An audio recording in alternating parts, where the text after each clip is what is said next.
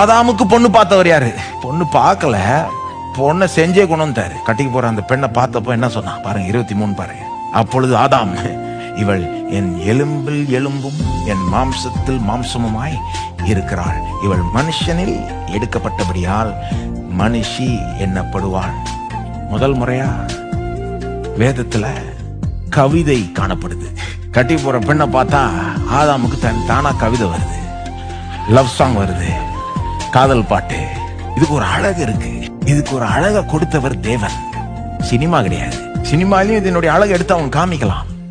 ஆனா அது தேவன் காண்பிக்கிற அளவுக்கு காமிக்க முடியாது. சரியாவும் காமிக்க மாட்டாங்க. ஓவரா கொண்டு போயிடுவாங்க. இதுதான் எல்லாம், இது இல்லைன்னா ஒண்ணுமே இல்லை அப்படின்னு போயிடுவாங்க அவங்க.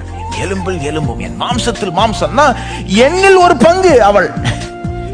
She is a part of me.